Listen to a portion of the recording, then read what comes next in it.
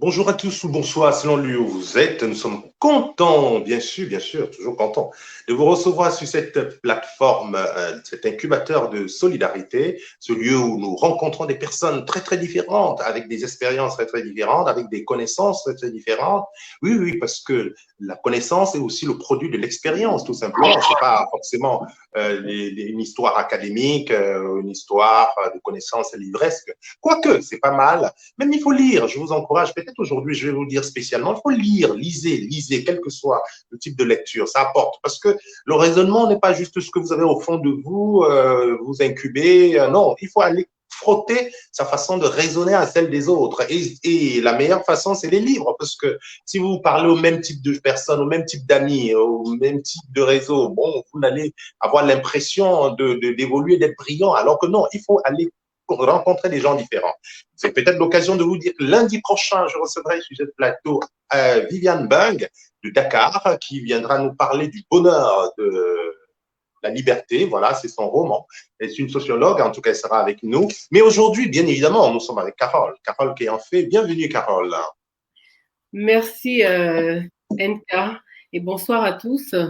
Ravi de vous revoir ce soir pour une seconde session. Ravi de les revoir ce soir parce que nous allons parler bien sûr cancer et bien sûr prévention et aussi l'art de guérir du cancer. C'est possible justement. C'est pour ça que ce soir, nous allons insister vraiment sur la question de la prévention parce qu'il est absolument triste de voir le nombre de gens qui meurent alors qu'ils pouvaient bien sûr atteindre la rémission. C'est pas normal que cela reste un tabou. C'est ce tabou que nous voulons lever dans notre société. C'est cette honte vis-à-vis de la maladie. Vous n'avez pas à avoir honte. C'est pas votre faute d'être malade. Et même si c'était votre faute, c'est pas bien grave. Il faut bien évoluer. C'est-à-dire que la vie est faite aussi de ces soubresauts.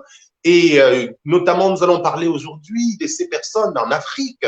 Et le cas du Cameroun, où l'autre jour, justement, après avoir publié la réclame, en fait, l'annonce de cette émission, il y a une personne qui est intervenue, qui m'a contacté pour m'expliquer vraiment le cas de sa sœur qui est dans un très mauvais état. Et je peux même vous montrer la photo de son sein, peut-être d'un moment à l'autre, mais surtout dire comment elle n'a rien dit. Elle allait prier. Elle allait dans les églises soi-disant réveillées pour s'endormir. Et là, maintenant, elle est dans une phase irrécupérable parce que le foie est atteint, le poumon est atteint. Et maintenant, bon, je lui ai dit, je suis au regret de vous dire qu'il y a vraiment peu de chances de vous en sortir parce qu'à partir du moment où elle a atteint une telle phase où le foie a attaqué le poumon, franchement, il faut que ce soit un miracle extraordinaire et j'ai bien peur qu'il faut que vous commenciez à vous dire, à préparer le deuil tout simplement parce que c'est trop tard. Elle est restée dans l'église parce que ces pasteurs, tous ces gens qui vous font croire qu'ils peuvent vous guérir, le cancer est une maladie et c'est ce tabou que nous allons encore tenter aujourd'hui de lever, n'est-ce pas, Carole? Tout à fait. Alors, le cancer, c'est une maladie, ce n'est pas un jeu. Le cancer, tout comme les autres maladies, doivent être, doivent être, comment je vais dire ça, doivent être pris en charge très tôt. Et les gens ne doivent pas penser que l'Église soigne les maladies. Le cas de cette dame-là, l'Église ne soigne pas la maladie. Malheureusement, dans plusieurs églises, on demande de ne pas se rendre sur le médecin. C'est bien dommage. Non, il faut voir son médecin, il faut prendre la peine, par exemple, pour un cancer du sein, de s'autopalper, il faut connaître son corps. Tout à l'heure, je pense qu'on parlera un petit peu du cancer des testicules aussi, parce que c'est bien de parler des femmes, Cancer des testicules, c'est bien ça. mais aussi, oui. Est-ce que c'est la même chose quand on parle de prostate? La prostate, c'est une partie, oui, c'est plus ou moins la même chose, oui.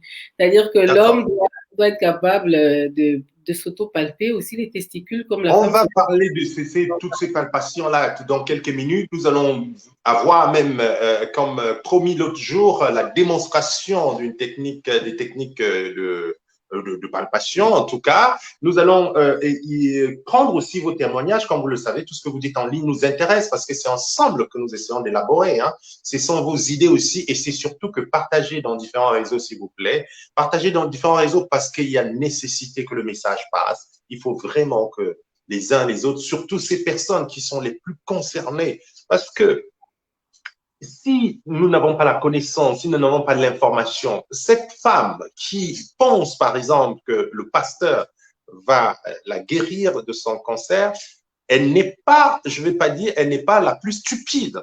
C'est simplement parce qu'elle n'a pas la bonne information. C'est-à-dire que la seule information qu'elle a reçue, c'est qu'elle peut être soignée, elle peut être guérie par l'Église. Mais il faut une foultitude d'informations. C'est pour ça que je vous ai dit en introduction de cette émission, c'est intéressant de s'intéresser à diverses sortes d'informations.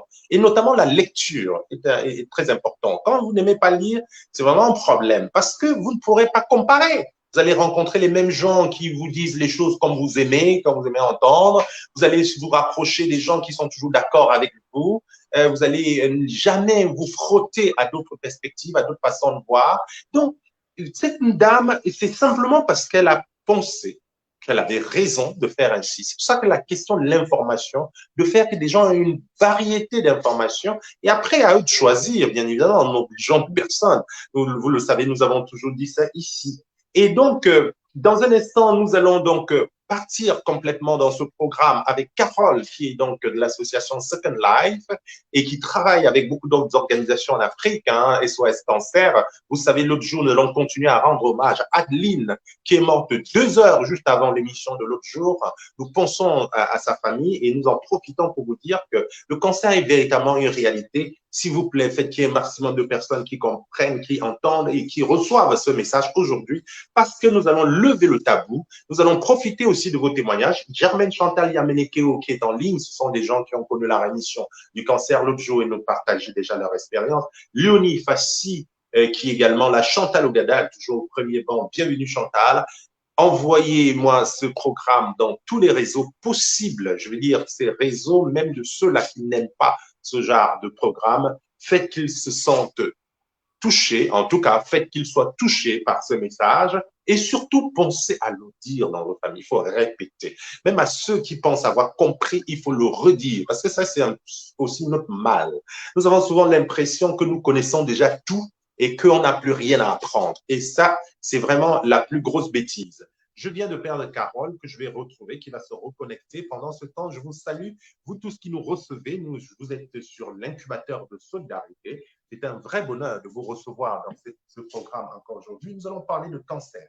Et puis, comme je vous disais tantôt, Carole a quelques problèmes techniques et elle va se remettre, je pense. Et pendant qu'elle se remet, j'ai envie donc de vous redire, alors elle est déjà là, c'est très bien, on la retrouve et on continue avec elle. Et le temps de continuer, je voudrais vous montrer, si je retrouve cette image de quoi il est question lorsqu'on parle de cancer, par exemple. Puis, je pense que Carole, ça va lui parler absolument. Là, je vais tenter de retrouver cette image. Donc, Carole nous a dit, c'est un corps qui est complètement transformé. Bien évidemment, Carole, comme tu venais de le dire, il n'y a pas que le sein, bien évidemment, même si Blandine Noinin, qui est là, va nous faire comprendre comment on parle par un sein, elle va nous servir de modèle. Alors, d'ailleurs, j'en profite pour vous dire, vous pouvez participer dans l'émission. Il vous suffit de me dire, de me faire signe, je peux vous envoyer un lien en audio et en vidéo. Vous êtes bienvenus pour participer. Si vous avez un témoignage à apporter, moi, je prends volontiers, d'accord? Donc, n'hésitez pas à nous contacter en direct pour nous faire part de votre point de vue. Aujourd'hui, nous allons parler vraiment beaucoup plus de prévention et d'accompagnement de malades. On reverra Carole dans les prochaines semaines. Bien évidemment, elle restera avec nous. Vous savez qu'on est une communauté. On revient, on est ensemble. Personne ne bouge, hein? N'est-ce pas, Carole? Non, personne ne bouge. Voilà. Nous allons prendre tout le temps nécessaire parce que notre communauté, notre peuple a vraiment besoin de savoir tout cela. Et je pense, même si ce n'est pas cette fois, nous aurons une autre séance qui sera complètement micro ouvert. Et tous ceux qui veulent nous apporter des témoignages, parce que c'est comme ça qu'on va y arriver. Et déjà, tout de suite aujourd'hui, comme je vous l'ai dit, si quelqu'un veut nous apporter un témoignage en audio ou en vidéo, vous me dites, moi je vous envoie le lien. Et voilà. Et vous venez. Et c'est comme ça que nous allons aider à reculer l'ignorance, à surtout lever le tabou. C'est ça le problème principal, Carole, encore. Hein? La question du tabou. Du tabou. Ce tabou. Ce tabou, j'espère. Alors, avant de se lancer, je voulais quand même montrer, pour ceux qui ne connaissent pas, qui sont un peu ignorants, ben, j'espère qu'ils vont voir à travers mon écran. Voilà, par exemple, une tâche. Voilà. Mhm. Dès qu'elle l'a vu, elle a compris tout de suite ce qui On ne a va pire pas. que ça, hein. Et on a pire que ça, hein. On a pire que ça. Alors, ce témoignage, une fois de plus, je vous le redis, c'est hier, c'est quand j'ai publié l'émission, quand j'ai annoncé l'émission, c'est une personne qui a réagi en ligne parce que les gens sont touchés. Je reçois beaucoup de témoignages en inbox, des gens qui sont contents, qui ont envie qu'on en parle, et des gens qui sont seuls, et ils sont seuls et ils s'enferment dans des solutions qui sont des fausses solutions. Dans le cas de cette femme, je vous le disais tantôt, elle a cru, elle est restée chez les pasteurs, elle pensait, elle passait son temps à l'église. D'ailleurs, elle a été emmenée de force à l'hôpital. Même là, elle est complètement perclue de douleur partout, mais même jusque-là, elle pensait toujours que c'est la Bible qui va y arriver. Mais bon, moi, j'ai un petit peu peur, c'est un peu tard, parce que dans son cas, le foie atteint, les poumons, ça atteint. Et justement, si nous en parlons, c'est parce qu'il ne faut pas que les gens attendent ce stade. C'est dès le commencement, c'est dès la palpation, c'est bien ça, Carole. Alors, c'est dès l'écoute de son corps. Alors, nos seins nous parlent. Le sein de la femme est normalement son thermomètre. Ça veut dire quoi? Ça veut dire que lorsque vous sentez quelque chose d'anormal sur votre sein, vous devez soit filer chez un spécialiste, soit Oui. vous autopalper.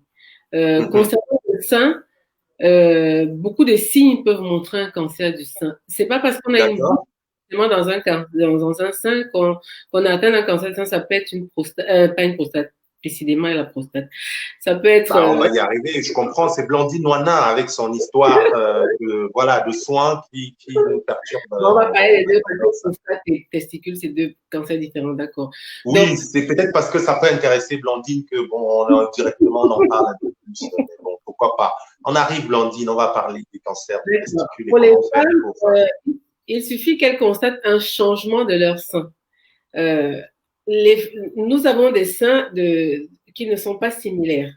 La taille du sein peut être légèrement différente d'un sein à l'autre, mais lorsque cette taille est beaucoup plus volumineuse que l'autre, il faut s'en inquiéter. Lorsque le sein est grumuleux, c'est-à-dire qu'il ressemble à une peau d'orange à peu près, il faut aussi s'en inquiéter. Lorsque le... Mais avant d'aller plus loin, Carole, Oui, normalement, les seins n'ont pas la même taille. Hein. Je non, crois, bon, non, je ne non, suis pas non. expert, mais il me semble qu'il ne faut pas non plus s'inquiéter parce que, surtout s'il y a des jeunes femmes qui nous écoutent ou des jeunes hommes, il ne faut pas s'alarmer parce qu'on trouve qu'il y a un sein qui est plus gros que l'autre. C'est normal, déjà. C'est normal, c'est normal. À la base, on a un sein un peu plus gros que l'autre. Pareil que nos mains, on a une main qui est un peu plus forte que l'autre. C'est pareil pour D'accord. les seins. Il n'y a que dans les dessins que les seins ont la même taille, hein, mesdames, messieurs. Donc, C'est en réalité, l'impression qu'on a aussi, hein, mais c'est pas vraiment ça, c'est l'impression parce que si on les regarde en face, on va avoir cette impression, mais si on se met vraiment de profil, on peut observer une différence, des fois. Ça dépend du mais sens dans lequel on se place, hein. d'accord. Donc, je voulais déjà dire que Et puis pour vous, les hommes, ou pour nous, les femmes, quand nous les touchons, on le ressent aussi. d'accord, d'accord. Vous ressentez la différence, en fait. Oui, oui, oui. On ressent la différence d'une main à l'autre. Je pense que D'accord. De manière que si ce aujourd'hui, sein commence à être attaqué, c'est oui, possible tout de suite de comprendre qu'il y a quelque chose qui ne va pas. oui, parce que on va prendre un exemple. Une femme qui est assise chez elle et qui parfois on peut ressentir comme des crampes dans un sein. Ça arrive. Oui. Ça nous Mm. parle. Le sein qui réagit d'une certaine manière doit nous alarmer. C'est pas dit que c'est un cancer, mais ça devrait nous éveiller à nous orienter vers notre spécialiste, par exemple. On va Oui. avoir des seins aussi qui peuvent avoir un écoulement anormal. Habituellement, vous n'avez pas d'écoulement sur les bouts de sein et subitement, vous avez un petit écoulement sur l'un ou sur l'autre ou alors carrément sur les deux. Ça aussi, ça peut être inquiétant. D'accord. Tout à l'heure, j'ai parlé des seins qui ressemblent à la peau d'orange. Ça aussi, c'est quelque chose. Ça, par contre, il faut vraiment y aller, hein. Euh, voilà, on peut aussi ressentir des douleurs ou alors ressentir une boule anormale. Les boules anormales ne sont pas dit que c'est un cancer, ça peut être un kyste, mais ça peut nécessiter l'avis d'un spécialiste également. D'accord. En fait, justement, déjà, j'en profite pour savoir quelle est la différence entre un kyste et une boule qui peut être plutôt un début de cancer. Alors, le spécialiste le saura lorsqu'il réalise une biopsie. La biopsie détermine si on a un cancer ou pas. Les médecins en général ressentent quand c'est des légers kystes. Ils le ressentent tout de suite. Ils savent si ça peut l'être ou pas. Parce que nous, on ne saura pas systématiquement lequel des deux est un cancer ou pas. Mais la biopsie aide à le savoir. La biopsie aide à le savoir.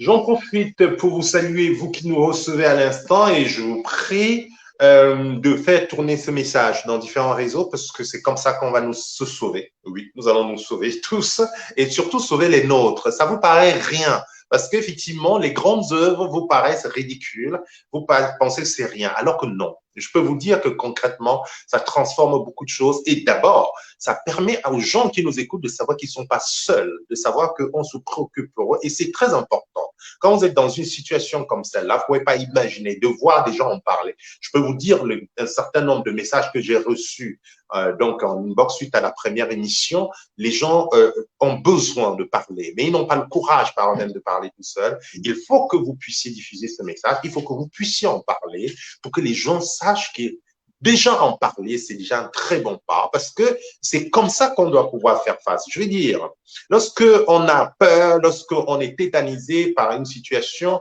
ça ne changera rien. Mais c'est simplement, il faut prendre sereinement la chose. Et c'est quand on prend sereinement la chose, même des solutions qu'on n'avait pas, auxquelles on n'avait pas pensé avant, vous viennent.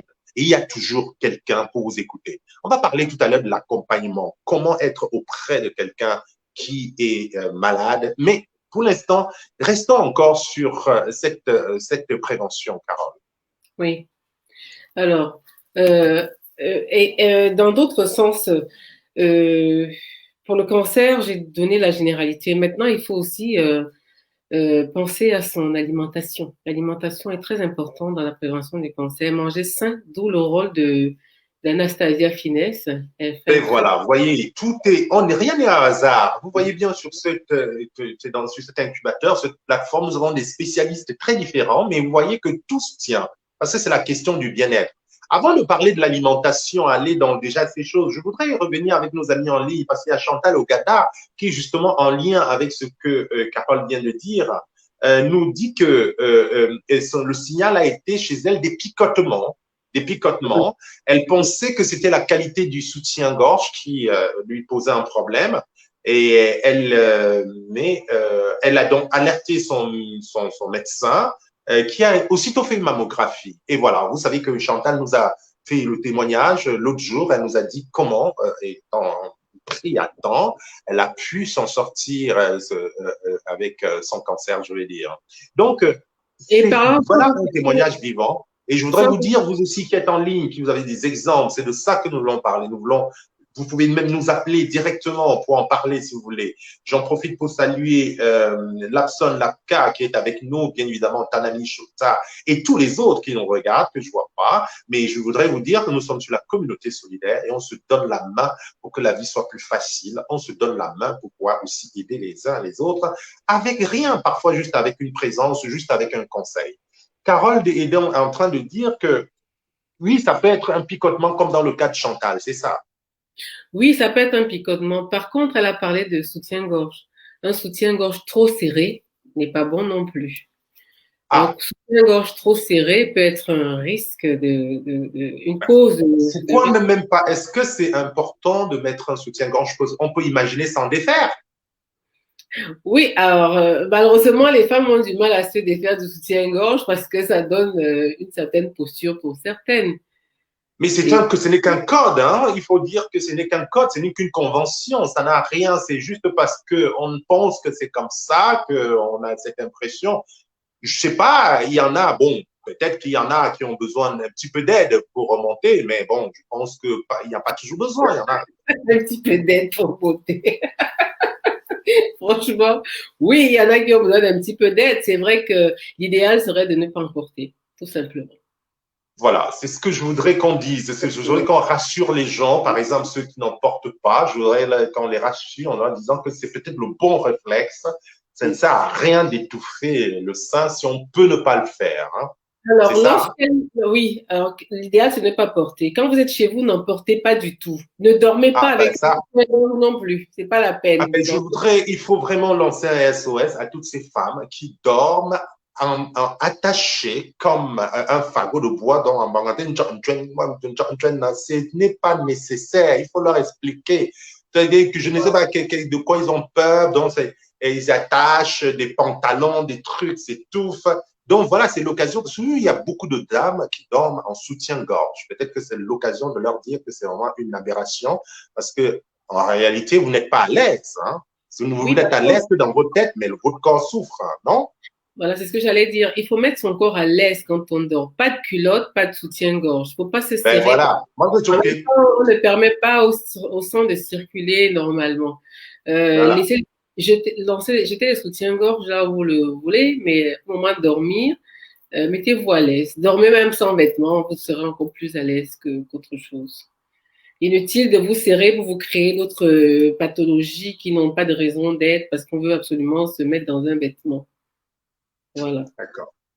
Nous allons arriver, il y a Carlos, notre chercheur qui est aussi en ligne, qui demande à Carole qu'est-ce qui explique ce taux de prévalence élevé. Ça, c'est des choses, on va y arriver. Hein. Mais bon, si Carole veut déjà nous dire un mot à ce niveau, parce que là, aujourd'hui, on est en train de partir un petit peu sur les bases de la prévention. C'est pour ça qu'on parle du soutien-gorge, on va parler d'alimentation, on va parler aussi des signes avant-coureurs. Mais la question, effectivement, de cette prévalence qui est un peu observée en croissance, encore plus dans nos sociétés africaines qui, normalement, ne connaissaient pas ce genre de maladie, c'est un peu dommage, c'est un peu lié à beaucoup de choses qu'on aurait pu éviter, n'est-ce pas, Carole? Alors oui, alors déjà, il y a l'ignorance. Je pense que les gens en souffraient déjà auparavant, mais ne le savaient pas forcément. Oui, Aujourd'hui qu'on en parle un peu plus, les gens s'ouvrent. Il faut dire que lorsqu'on ne connaît pas quelque chose, on va forcément le mettre sur le dos de la sorcellerie. Ensuite, il y a l'alimentation, comme je disais tout à l'heure. Il y a hum, l'alimentation. Vous savez que des fois, on demande de ne pas chauffer l'huile rouge et tout le reste, de manger de la viande fumée et toutes ces choses. exactement, Voilà. exactement. Il y a Et ça a l'alimentation. d'ailleurs meilleur goût. Hein. Oui, ça a un meilleur goût d'ailleurs. Oui, je Euh, viens de l'expérimenter encore là. il est Non, c'est goûtant. vrai, en plus. J'ai fait un essai. Il y a le mode de vie des gens, l'alcool, la cigarette, Hum. euh, le manque d'activité physique également. Ah oui, Oui. Vous voyez qu'aujourd'hui, par exemple, les gens vont manger beaucoup de graisse et d'accord. ne pas bouger. Et ne pas Hum. bouger. Tout ceci explique le taux de prévalence, surtout en Afrique, même en Occident d'ailleurs. Le manque de toutes ces choses-là augmente systématiquement ce fléau. D'accord. Alors, nous étions donc encore en train de parler de cette nécessité de se défaire de ces quelques artifices, même de beauté, en fait, qui nuisent à votre santé. Et nous étions toujours sur le soutien-gorge. Il y a l'accent de la CA qui dit que c'est valable également pour les garçons. Il faut se débarrasser des choses qui vous serrent les testicules la nuit. Je ne sais pas moi, c'est peut-être pas Ah très oui, utile, c'est ça? bon, tout à l'heure, je l'ai dit en général, les femmes, les hommes, vous n'avez aucune raison de porter des caleçons, des culottes pour dormir. Mettez-vous à l'aise, laissez vos objets se balader tranquillement. Je pense que vous êtes d'ailleurs mieux lotis dans votre lit qu'avec toutes ces choses-là. Oui, c'est valable pour Voilà. les hommes également. Et je voudrais rassurer Anne Maboun. Anne Maboun qui se demande, qui dit peut-être qu'on ne comprend pas parce que quand on a des seins, des gros seins, voilà, nous ne sommes pas en train de vous donner des recommandations à appliquer à la lettre, c'est vous sentez avec votre corps. Mais nous sommes dans l'obligation quand même de dire que le soutien-gorge n'est pas une aide pour la santé. Maintenant, si vous ne pouvez pas faire autrement, bon, libre à vous, mais Anne, vous pouvez le mettre lorsque vous faites des exercices, j'imagine, parce que oui, quand on a un certain poids sur la poitrine, je sais, c'est pour le dos, tout ça, c'est pas rien, hein, il ne faut pas leur demander de courir parce qu'on s'étrangle presque. Mais ce que je veux dire, c'est que mais lorsqu'on est à la maison, lorsqu'on dort, effectivement, c'est ce qu'on est en train d'essayer de dire, c'est ça, Carole? C'est ça, en fait, il ne faut pas qu'elle le prenne au premier degré. On est en train de dire que pour tout le monde en général, il vaut mieux s'en défaire quand on peut. À l'extérieur, on comprend les seins volumineux sont difficiles à porter, même dans un soutien-gorge, parce que des fois, on a le poids sur les épaules et sur le dos. Le poids des corps de soutien-gorge, ou des fois, on est obligé de porter des petites prothèses qui permettent de ne pas se faire mal au niveau des épaules. Mais à la maison, si vous avez la possibilité de ne pas en porter, surtout pour dormir, faites-le. À la limite, vous pouvez mettre une brassière si vous ne sentez pas, si vous ne vous sentez pas, vous mettez une petite brassière qui vous permet le maintien en évitant les armatures, les choses comme ça à la maison le soir, tout simplement, ou un t-shirt qui vous retient un petit peu, histoire de vous sentir à l'aise, tout simplement. Bon, c'est pas généralisé. On va pas vous dire de sortir dans la rue sans soutien-gorge. Moi, je peux pas non plus. J'ai pas une poitrine volumineuse pour mon cas, mais je pourrais pas sortir, sauf quand j'ai un manteau et que je vais faire 2, 3 petites courses dehors. Personne ne sait ce qui se passe. Pourquoi? Parce que des fois, si on a des seins, je prends le cas de personnes qui ont des seins qui sont lâches. Quand ils sortent aujourd'hui, par exemple, les gens les associent tout de suite aux personnes qui ont subi une ablation du sein. Il y a des femmes que ça gêne. Ah, d'accord. Qui sont un peu, voilà, qui sont lâches. Voilà, vous voyez. En tout cas, l'idée, c'est aussi de pouvoir dire aux gens que rien ne vaut votre santé. Le regard des autres, ce que peuvent en dire ou en penser les autres, c'est une chose. Je ne veux pas dire que le regard de l'autre n'est pas important, parce que l'être humain est un être fonctionnement social. Je vais dire, moi, j'aime pas ce genre de rhétorique où on souvent dit aux gens, ah, il faut t'en ficher du regard des autres, ne tiens pas compte. Non, on ne peut pas ne pas tenir compte du regard des autres. Mais la différence, c'est la priorité, c'est l'ordre de préséance qu'on donne au regard de l'autre, à l'opinion de l'autre dans nos choix. Ça veut dire que c'est normal de tenir compte des autres parce que nous avons besoin des autres pour vivre. Mais c'est simplement que pour ce qui concerne la santé, c'est irrémédiable, ce n'est pas négociable. Quand il s'agit de votre santé, eh bien, vous devez être capable de vous ficher du regard des autres. Comme me disait mon grand-père, si on me dit de manger des selles, quoi, des caca, des fessées, donc je vais le manger, mon fils. Parce que quand nous voyez chipoter sur les médicaments, c'est amer, et tu dis que mais si je peux vous dire ce que j'ai mangé là pour me soigner, vous ne pouvez pas imaginer. Donc, quand on dit que ça marche, ça marche. Avant de passer à ce que nous dit Johan Franklin qui est en ligne, il y a oui, c'est Johan Franklin qui nous salue. Il devient accro à notre émission, c'est normal. Il faut aimer ça. De toute façon, je suis un dealer. Vous savez déjà, je suis un dealer d'artémisia déjà. N'oubliez pas, votre artémisia, l'ayez toujours dans le coin. Moi, je vous conseille. Et, en tout cas, libre à vous. Hein. Et qu'est-ce que je voulais dire? Nous sommes des dealers de bien-être et quand vous êtes sur notre incubateur, sur notre plateforme, c'est simplement pour vivre de bons moments d'écoute vibes. Et Carlos était en train de nous dire que le cancer de sein, Carole, on peut le retrouver de ras cas chez les hommes aussi. Effectivement, NK, si tu regardes ton WhatsApp, je t'ai envoyé une image de cancer d'homme que tu peux montrer aux gens. Ah oui, très bien, parfait. Oui, on le retrouve chez les hommes. Malheureusement, les hommes négligent cet aspect, mais le cancer du sein existe chez les hommes. Les hommes, vous avez des seins également. Et vous devez aussi pouvoir les autopalper. Là, ça, c'est l'exemple d'une femme. Voilà, ça, c'est l'exemple d'une femme. C'est devenu un peu, voilà l'image de ce que ça donne un sein cancéreux. Et maintenant, comme disait Carole, elle parlait des hommes en l'occurrence, et vous pouvez voir, c'est les images de Second Life, de l'association Second Life. Vous allez voir à quoi ça ressemble. Vous voyez à peu près. Oui, Carole, on écoute. Oui, donc les hommes aussi font un cancer du sein, il ne faut pas le croire. Il faut aussi prêter attention de la même manière que les femmes. Tout simplement parce que vous avez des glandes, tout comme les femmes. Pareil. D'accord. Ça, ce sont des choses qu'on ne sait pas.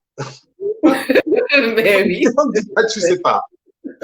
Mais c'est vraiment terrible parce que parfois je me dis, mais pourquoi nous ne sommes pas si curieux et moi, je suis quelqu'un naturellement très curieux, hein, curieux de tout. Mais quand je me rends compte tous les jours qu'il y a plein de choses, malgré ma curiosité, que je ne sais pas, des choses vraiment élémentaires. Et lorsqu'on parle des sujets comme ça, il y a des gens, ils s'en fichent. Je me dis, mais je comprends pas comment on peut vivre sans être curieux. Voilà, moi, je savais pas jusqu'à là, jusqu'au moment de ce moment qu'effectivement, on pouvait être avoir Oui, l'homme est aussi sujet, peut être sujet au cancer de sein. Et ça se manifeste de la même manière au départ. pareil, pareil, de la même manière. C'est pareil. Donc, c'est pas une question de volume, en fait. C'est une question de Non, glande, tout simplement. c'est pas une question de volume. Non. Bon, mais Ah non. on en trouve moins chez les hommes quand même que chez les femmes. Oui, chez les hommes, on trouve plus aux testicules. On va en parler tout à l'heure. La preuve est que, bon j'entends souvent des femmes dire que, t'as Le pas les couilles. Je dis non, non, non, vous n'avez pas. Ce sont les hommes. Donc, vous n'aurez pas de cancer parce qu'il y a des femmes qui font des lances des jurons en disant t'as pas les couilles. Non, non, il n'y a que les hommes qui ont des couilles. Donc, et on va retrouver ce cancer dans les testicules, notamment chez les hommes, et pour dans la la raison prostate qu'il n'y a chez que les hommes. qui les ont. Et Pardon? dans la prostate et dans les testicules, les deux. Ah oui, c'est ça. Et puis, justement, j'étais en train de comprendre la différenciation entre celui qui est installé dans la prostate et les testicules. Comment? Parce que souvent, je pense que nous faisons un peu l'amalgame. En fait, monsieur, tout le monde que je représente ici, nous n'arrivons pas à bien comprendre. Mais la prostate, c'est une glande de votre appareil. C'est une glande. Comment je peux vous montrer ça? Il faut que je vous trouve. Je vais vous trouver Il n'y a une pas un image. homme dans le coin, là? Oh, je ne sais pas s'il acceptera de me montrer ça. Je vais essayer de trouver une. Ah, voilà, j'ai trouvé une petite image. Là, si vous voyez, je ne sais pas si vous allez voir. Sinon, je vous l'envoie une carte. Là, D'accord. Ah oui, on la voit. On la voit. Oui. là, vous avez la prostate. Vous avez vu, c'est ça Oui. la prostate. Et tout Qui en est bas, plus en hauteur, là. Oui. là, ici, tout en bas, vous avez le testicule. Je ne sais pas si en bas, vous avez le testicule. La prostate, elle Oui, est je là. le vois. Très Voilà. bien. Donc, c'est deux choses Ah différentes. oui. Du Non, c'est testicule. quand même, c'est situé quand même à des lieux, des zones bien différentes. C'est mieux Voilà. comme ça, on comprend. Il y en a un qui est par exemple à Banganté, l'autre est là-bas vers Bamenda, donc c'est vraiment loin. Voilà. Donc, c'est pas la même chose du tout. La prostate se développe à partir des cellules de la prostate et le testicule se développe dans les testicules. Oui, Sauf que et pour découvrir le testicule, il faut s'auto-palper comme le sein. d'accord. Je salue nos amis qui nous rejoignent, Artis Wenda notamment, et tous les autres. Je t'ai en train de dire que cette émission, c'est pour lever le tabou, c'est pour partager les informations. Je remercie tous ceux qui nous apportent leur témoignage, hein, leur vrai témoignage, si je puis me permettre de le préciser ainsi, parce que nous aimons du vécu, des trucs qu'on a entendus qu'il semblerait que dans ça, il y avait quoi là. C'est vrai, c'est bien, mais parfois, nous faisons une confusion avec le Congo, ça. Donc, mais là, quand des gens viennent nous raconter du vécu, ça nous touche. Moi, je vous ai dit, je vous racontais l'histoire de cette dame qui m'a absolument bouleversé. Je connais pas. Je vous ai montré la photo. C'est sa cousine, sa sœur, en effet, qui, ayant vu l'émission, l'annonce de l'émission, et m'encourage, me dit vraiment, il faut en parler parce que c'est grave. En ce moment, on pleure, la famille est complètement dans tous les sens. Ça, c'est au Cameroun. Et parce que sa sœur est en phase, dans une phase vraiment absolument inquiétante. À mon cas, Carole, je ne pense pas que ce soit un secret de dire que lorsque le foie, le poumon, comme dans son cas, sont déjà attaqués, c'est pas sorcier de vouloir dire que il y a très, très, très, très peu de chances qu'elle s'en sorte. Tout simplement parce qu'elle a été malade, mais elle a préféré aller rester dans l'église. Le pasteur dit qu'il va prier et à force de prier, je pense que ça va se résorber. Nous voulons également donc vous dire que toutes ces fausses solutions, s'il vous plaît, si vous voulez prier même, augmenter même le nombre de jours, que les journées ne fassent même plus 24 heures, organiser même des journées de 30 heures et prier pendant ces 30 heures, mais faites en même temps quelque chose, quoi. Faites en même temps quelque chose, parce que vous insultez même Dieu, là, franchement. C'est-à-dire que si vous donne la possibilité de la connaissance, si vous donne le cerveau, si vous donne la capacité de vous prendre en charge, si pour des médecins, des gens pour vous conseiller, c'est Dieu qui agit. Bon, maintenant, vous avez des pasteurs et autres qui, pour gagner de l'argent, vous font croire qu'ils vont opérer tout ça. Mais il faut arrêter ces escroqueries-là, parce que franchement, c'est une stupidité innommable. Et la personne me disait, mais je comprends pas comment on a même légalisé autant tous ces types d'églises dans nos pays. Je dis, bah oui, bah parce que ça nous endort, ça nous empêche de penser. Mais bien sûr, ça nous empêche de penser. Pas que la religion empêche de penser, parce qu'il y a des gens qui utilisent la religion pour penser, justement. Parce que ce sont la Bible, par exemple, c'est un travail. Les gens font des thèses de doctorat sur la Bible, c'est un instrument de réflexion, de philosophie. Il y a toute la science. Mais cette approche vraiment à être complètement abrutie, voilà donc que cette dame est en train de mourir alors qu'on aurait pu faire quelque chose, Carole, rassurez-moi. Malheureusement, non seulement les églises, mais aussi, comme on disait l'autre jour, la culture. La culture. Et il y a des personnes qui continuent à rester comme ça en pensant qu'ils seront sauvés demain, mais c'est faux. Le pire, c'est que, comme tout à l'heure, NK a montré le début d'un cancer de sein chez une dame. Il n'est même plus au début, c'est déjà avancé, celui que NK vient de montrer. Il est super avancé. Et quand on arrive à ce stade-là, le cancer de cette personne-là, c'est ça qui a témoigné là, qui m'a partagé son témoignage, c'est ça? Celui-ci? Celui-là, oui. Elle était déjà au niveau des poumons, si je ne me trompe, c'est ça? C'est ça. Et le foie même est attaqué. Donc, quand vous voyez une tache comme ça ne veut pas dire que c'est juste là. L'intérieur, voilà, ça circule, quoi. Les gens doivent prêter attention à tout, même sur la peau.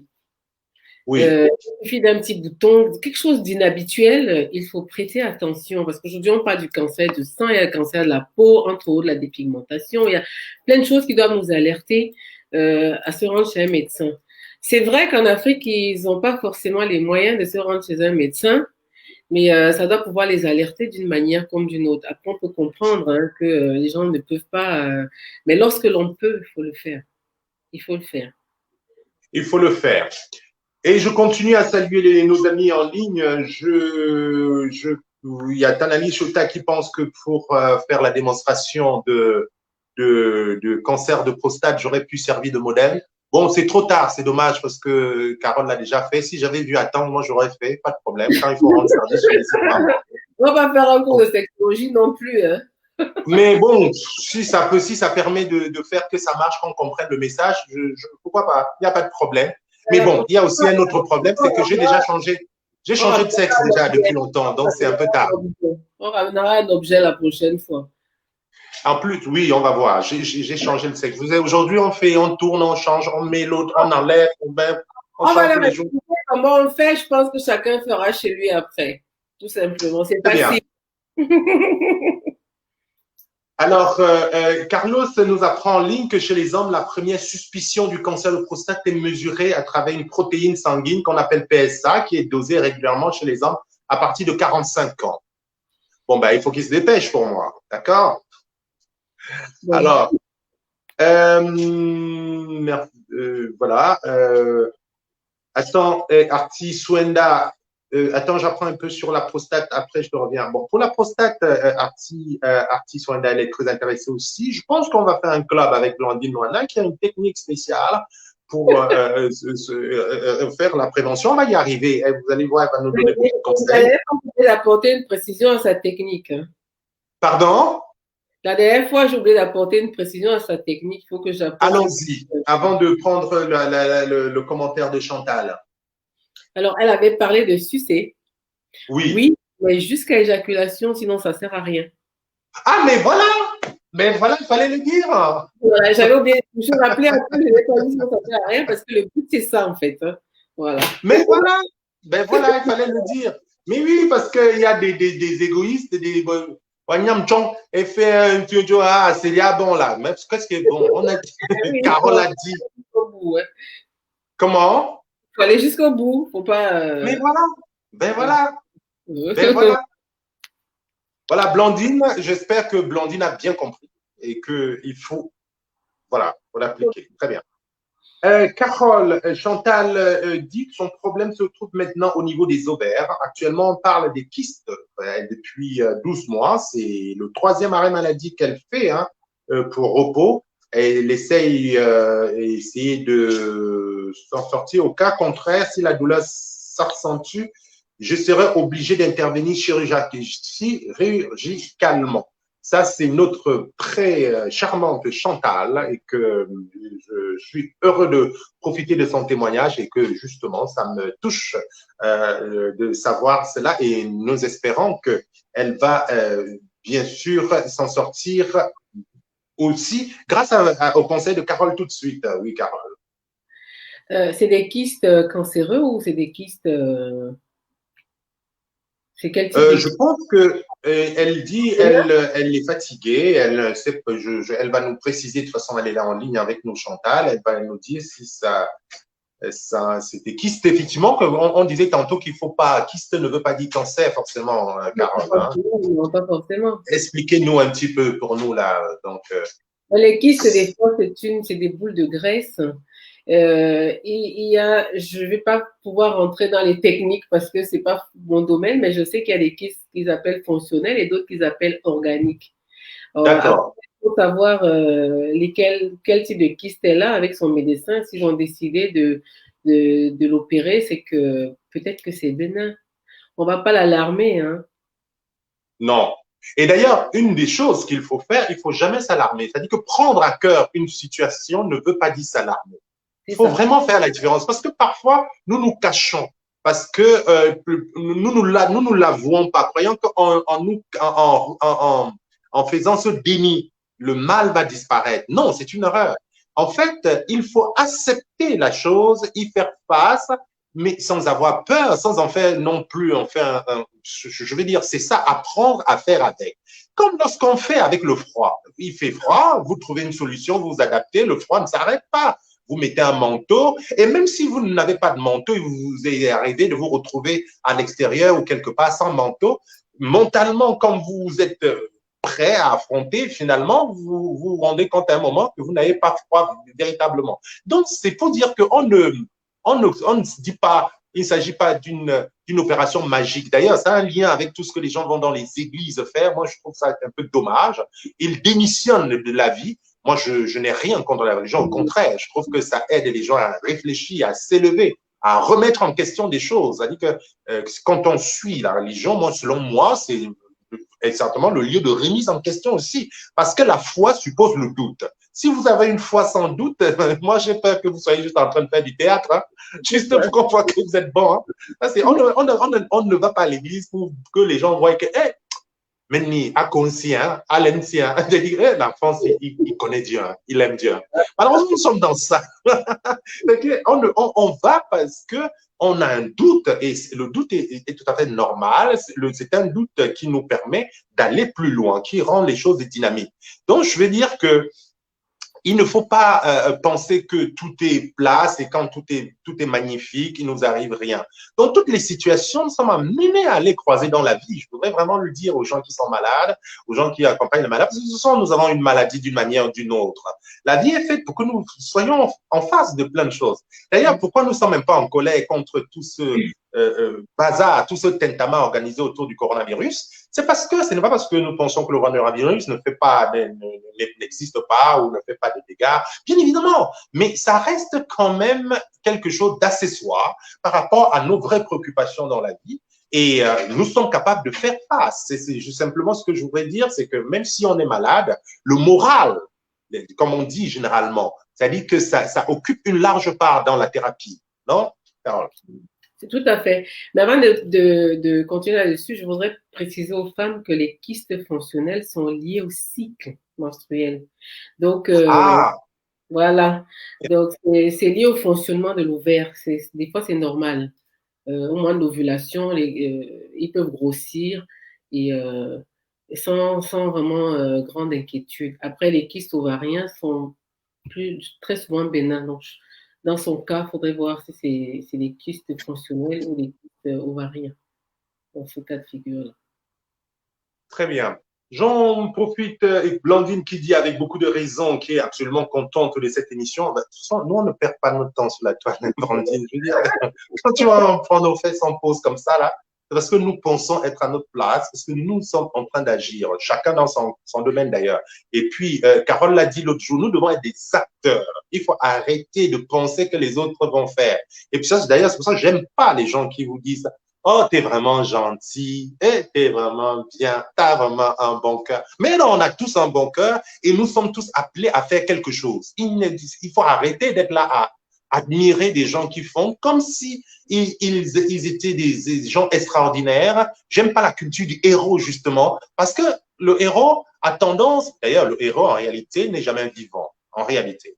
Mais quand on érige des gens au rang de héros, c'est dangereux parce que ça nous pousse à croiser les bras et laisser les autres faire. Donc, nous sommes absolument ravis d'être ainsi utiles. Hein. Blandine qui parle, qui dit également, qui rejoint ce que nous étions en train d'évoquer, dit qu'une fois, sans doute, c'est de l'aliénation, bien évidemment. Ce n'est même pas humain. Et oui, Carole, vous voulez dire peut-être quelque chose par rapport à l'engagement. Par rapport à ça, je rejoins NK dans le sens où les gens doivent arrêter d'élever les autres. Pourquoi? Parce que des fois, vous posez des actions et on vous met bravo, bravo, bravo, super, génial, bravo. Ça n'apporte rien de dire aux gens bravo, super, entrez dans l'action et allons-y ensemble. Si on ne va pas ensemble vers, je sais pas, vers atteindre vers le summum ou vers, je sais pas, vers l'idéal, bravo, au contraire, des fois, c'est un mot qui est à la limite énervant. C'est énervant parce que les personnes qui mènent les actions ont besoin d'être accompagnées justement pour qu'ensemble, on fasse mieux. Non pas nous applaudir, ça n'apporte rien du tout. Voilà. C'est tout. C'est un petit peu pour leur donner une image. Nous qui sommes des gens du village, moi je prends des images du village, hein, parce que nous, on a grandi dans les bananiers en fait. Hein. On ne voyait pas comme ça là.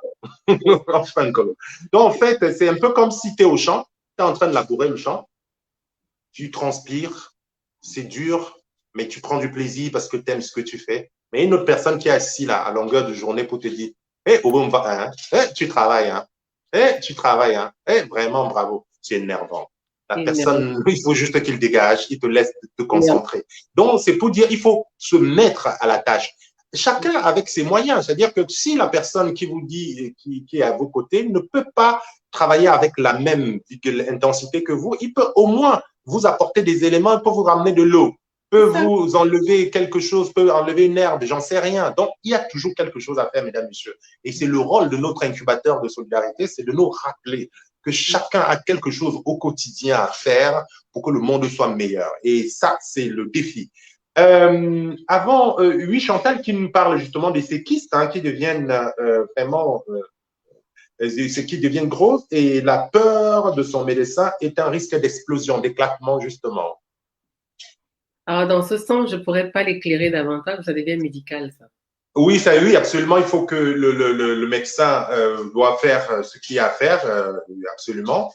Nous pourrons en reparler prochainement, Chantal, avec Dr Choco quand il sera de retour bientôt. Et puis, je pourrais mettre Chantal, probablement, si c'est en contact, Chantal, il faudra m'envoyer un message pour la mettre en contact avec Dr Choco qui est à Abidjan et qui a peut-être des solutions alternatives, en tout cas.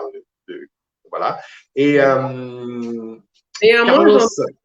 moi, j'en parlerai également avec des médecins que je touche de temps en temps. Dès ce soir, je vais poser la question et puis je te reviendrai. Très bien. Comme ça, l'idée, c'est de nous ramener. Parce que c'est ça, c'est ce que je voudrais dire, c'est que la connaissance n'est pas le fait juste d'un spécialiste, c'est aussi le fait de l'information. Quand on ne sait pas, on se renseigne auprès de quelqu'un qui maîtrise, on devient détenteur d'une information. On ne veut pas ne pas le dire parce qu'on se dit non, comme je ne suis pas forgeron, mais si on sait comment fonctionne le fer au contact du feu, on n'a pas besoin d'être forgeron. Bon, voilà, c'est d'ailleurs pour ça que nous devons être des généralistes de la connaissance. Il faut s'informer. Pour ça, j'insiste encore une fois de plus. Franchement, c'est l'occasion pour moi de vous nous inviter à lire. Vraiment, cela me revient qu'il faut lire. Vous ne pouvez pas nous contenter parce que ça se voit. Quand nous n'avons que nos opinions, ça se voit mais dans nos façons de débattre, notre façon de discuter. Parce que nous tournons la même chose. Nous ne pouvons pas être inspirés ad vitam. C'est comme une eau qui est souillée, ça tourne, ça tourne. Il faut lire, il faut se frotter à d'autres types de raisonnements. Il ne faut pas simplement les gens qui sont dans vos réseaux, qui pensent comme vous, qui, voilà, comme nous sommes dans un lieu sans clivage sur cet incubateur, quelles que soient vos opinions, ça nous intéresse.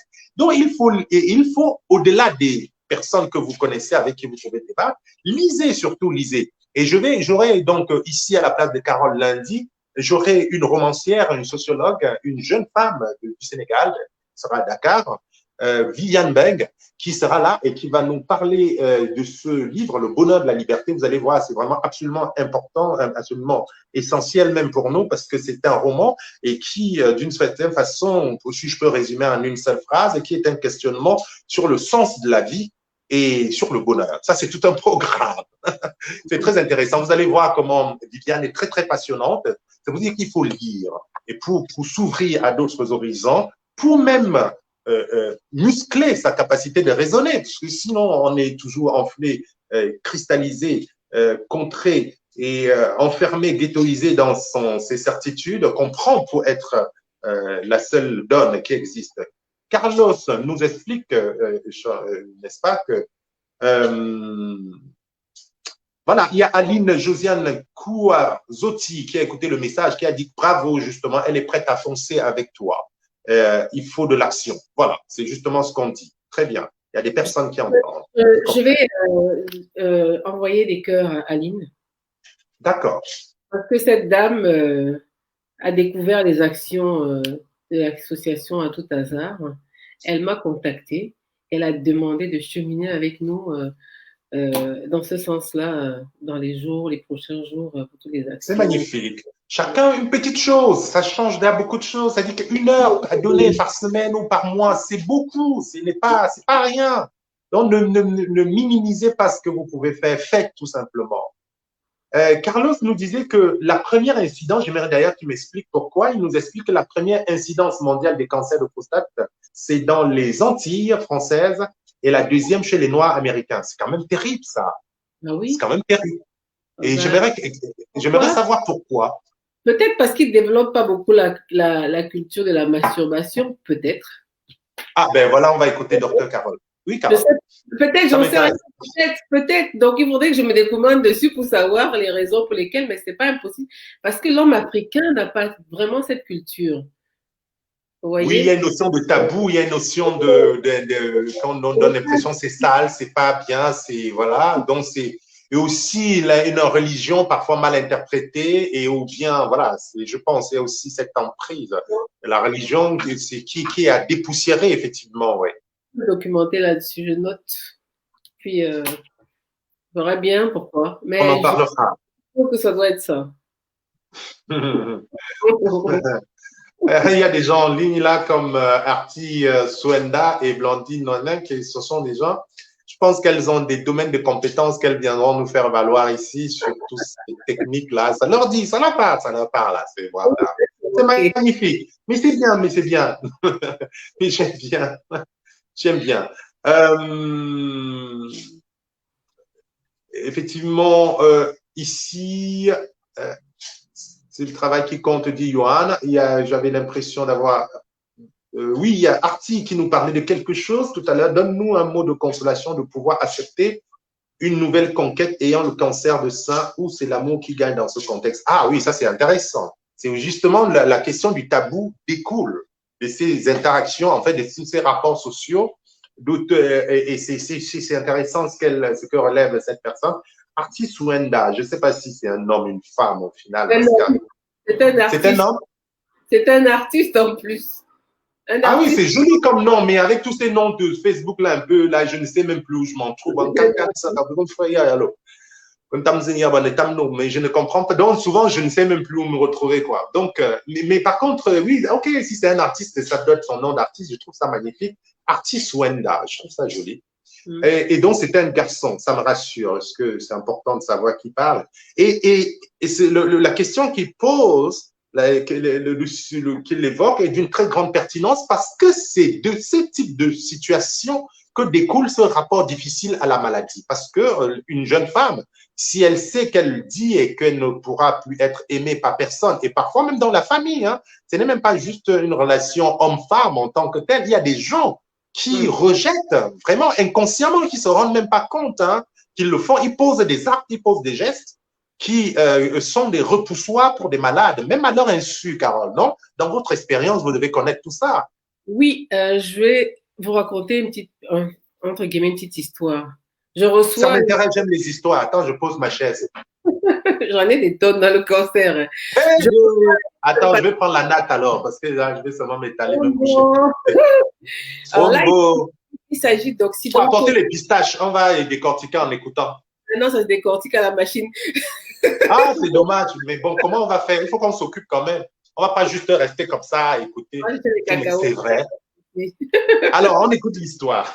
Alors, je reçois une patiente qui avait subi une ablation des deux seins et qui Oui. était dans le besoin de prothèses. Elle est venue me voir avec sa maman. Je peux vous assurer que la mère était plus malade que la patiente. Oh, ouais, ben oui. J'ai été obligée de la mettre dehors parce qu'à la limite, elle pleurait et c'est sa fille qui la calmait. Oh, ouais, ça, c'est vraiment le comble. Hein. Elle avait un punch énorme. Vous voyez que Je vais des vous expliquer. Je laisse d'abord Carole nous raconter. Je vais vous expliquer pourquoi c'est vraiment dramatique de s'approprier le mal de l'autre. Oui, Carole. Et c'est la maman qui dit, je sais pas comment elle sera, comment tu vas vivre sans sein, qui c'est qui t'aimera encore, et moi que vais-je devenir? Attends. Dans la communauté, on va me regarder comment, j'aurai l'air, bon, voilà. J'ai été obligée à un moment donné, à force de parler à cette maman qui n'écoutait pas, qui faisait les 100 pas dans le centre et qui criait à gauche, qui criait à droite, et la fille qui était à chaque fois en train d'aller la consoler, de lui demander Oh, dans un coin. Vous voyez, donc, des fois, le rejet peut venir des personnes à l'extérieur plutôt que de la personne malade. Donc, c'est important de, de ne pas prendre le mal de la personne pour vous. Vous allez avoir la chance d'avoir des personnes, des malades qui le prennent bien et d'autres qui vont s'engouffrer parce que celui d'en face est beaucoup plus mal que lui. Parfois, c'est pour lui faire plaisir ou parfois, c'est parce qu'il ressent vraiment ce mal ancré en lui, d'autant que celui d'en face le ressent. C'est très dangereux. oh. Il faut éviter ça. Justement, justement, c'est une très, très grave erreur. C'est-à-dire que la plus grosse bêtise que nous commettons, c'est de donner l'impression qu'on connaît bien ce dont souffre l'autre, son mal. Oh, je comprends, maman. Tu ne comprends rien. Tu ne peux jamais rien comprendre. Personne ne peut ressentir la douleur de l'autre. Et c'est une façon de nier l'autre. En psychologie, on appelle ça la réification de l'autre. C'est vraiment le mépris par excellence, si vous le savez. C'est vous annulez l'existence en tant qu'être singulier de cette personne en prenant sa main. Tu vois, les gens qui vont au deuil du personne, ils pleurent plus que c'est quoi qui, au point où c'est l'autre vient te consoler. C'est quoi? Tu pleures quoi? Bon, voilà, bon, je sais que parfois au deuil, on pleure sa propre personne, mais bon, jusque-là, je veux dire, le respect, vraiment, c'est quelque chose qu'il est important que nous le sachions. Le respect de la douleur de l'autre consiste à ne pas lui donner l'impression qu'on en souffre autant qu'elle. Parce que c'est ça que c'est pas possible. Parce que c'est un manque de respect de dire à la personne qui souffre que vous souffrez autant qu'elle. C'est pas vrai. Vous Non. allez lui laisser vous parler de sa souffrance. Parce que, comme disait Carole tantôt, effectivement, parfois, la personne peut faire semblant de ne pas souffrir et peut pas avoir envie de vous parler. Et s'il vous parle, il se libère, voilà, il met à distance sa maladie. Alors, s'il sent que vous êtes fragile, vous n'êtes pas capable d'écouter, s'il veut vous sauver, comme cette fille, elle est obligée de rajouter, elle est obligée de partir puiser dans les forces qu'elle est censée utiliser pour lutter contre la maladie, pour vous consoler. Et sauf qu'après, tout seul, dans la nuit, dans son coin, c'est la dépression. Donc, il faut vraiment faire attention. Ce que je veux dire, c'est que lorsque vous êtes en face de quelqu'un qui souffre, c'est la personne, vous l'écoutez, et si la personne veut, et très souvent, la personne s'inspire de votre calme. de votre silence et de vous voir en vie lui permet de comprendre que la vie est encore possible. Vous devenez un projet, vous devenez un miroir. Vous comprenez, hein? C'est gratuit, hello là. Non, mais très sérieusement, vraiment, faisons cet effort face aux souffrances des gens. Moi, je connais ces personnes qui pleurent plus que le cancer. Tu te mets, c'est vraiment, il faut pas le faire. Il faut vraiment pas le faire. Peut-être que vous avez, je le sais, vous le faites par gentillesse, par amour, vous le faites parce que ça me fait trop mal. Oui, je sais, mais en réalité, ça ne peut pas vous faire mal plus que cette personne. Donc, je trouve que dans l'exemple que nous venons de vivre, vous-même, vous avez vu, vous pouvez si vous pensez le contraire, je trouve que c'est dommage. C'est vrai que la mère, elle est complètement retournée par la maladie de son enfant, mais sauf que, je suis désolé de le dire comme ça, nous sommes dans un, bon, je ne les connais pas, donc je peux me permettre de dire ce que je pense, mais sauf que cette maman pense à son image à elle, et non finalement à sa fille. C'est ça, c'est ça. En fait, elle dit comment elle va être regardée. Elle qui espérait peut-être avoir des petits-enfants ou ceci ou ça, en fait, elle pense à elle. Elle pense à la pression sociale et elle a oublié sa fille. En tant que maman, généralement dans ces cas, si on meurt ensemble. Il n'y a pas de problème. Je te suis partout. Et ça, c'est vraiment ce qu'il faut essayer de faire. Oui, Carole. Et dans ce cas précis, pour compléter ce qu'il vient de dire NK, la maman la pressait de se faire reconstruire que de porter des prothèses externes. Donc, ça vous permet de comprendre que c'était pour la maman, en fait, c'était pas pour elle. Hein. La maman défendait ses intérêts plus que les intérêts de sa fille. Hein. Parce que le fait de se reconstruire lui redonne tout de suite un volume, une esthétique. Oui, c'est ça. Voilà.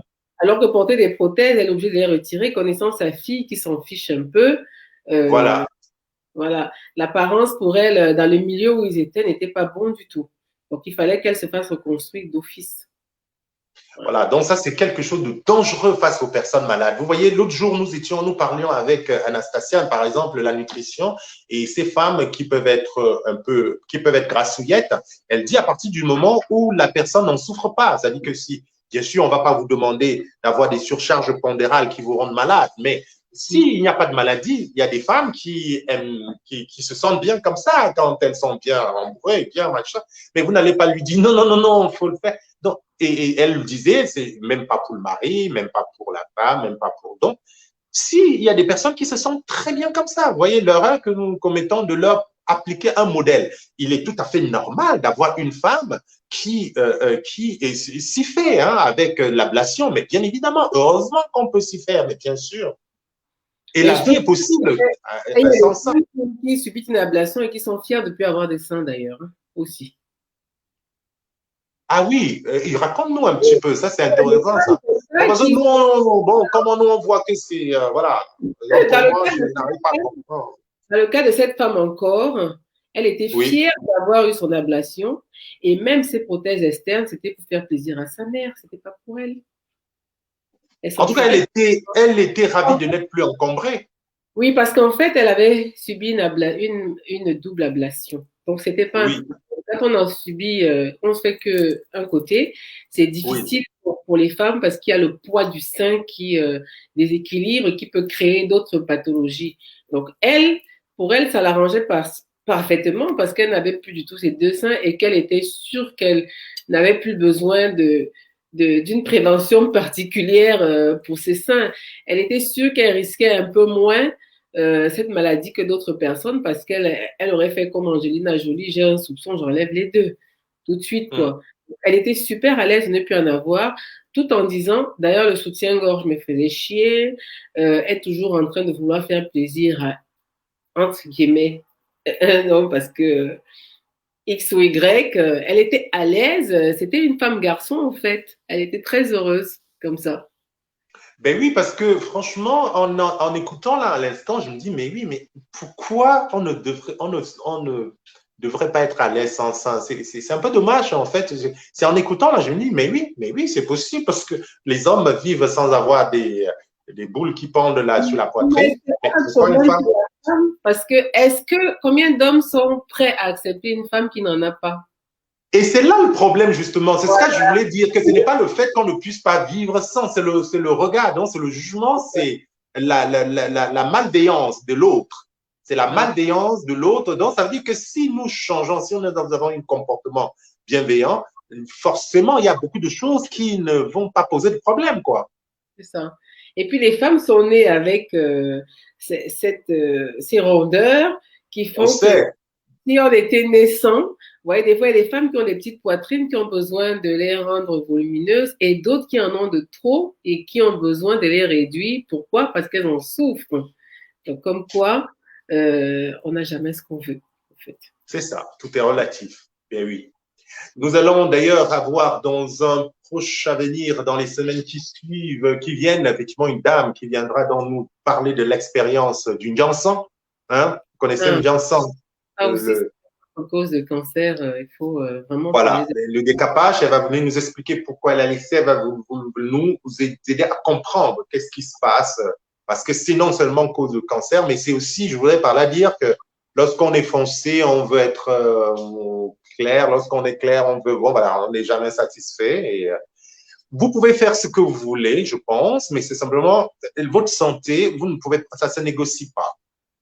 C'est ça. Tout à fait. Donc, c'est comme quand je vois des personnes qui ont des cheveux, qui s'en plaignent, d'autres qui n'en ont pas, qui s'en plaignent. Les femmes ou les personnes qui subissent une chimio perdent systématiquement les cheveux. Ça, c'est un autre volet encore.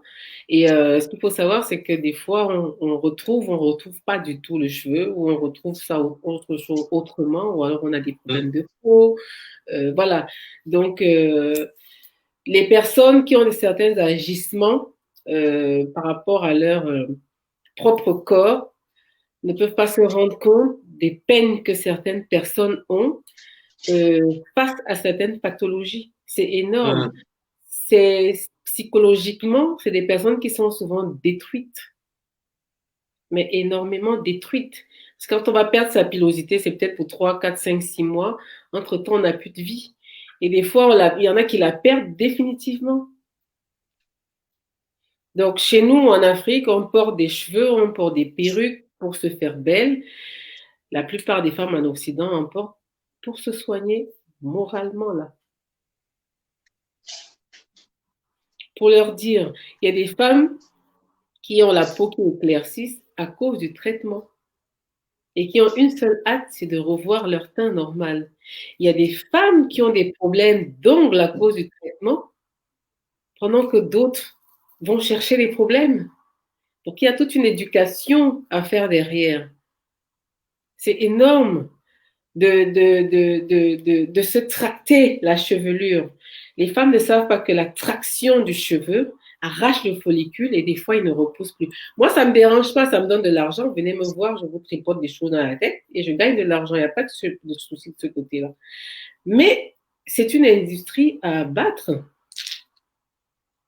Arrêtez de... C'est surtout chez nous, les femmes africaines.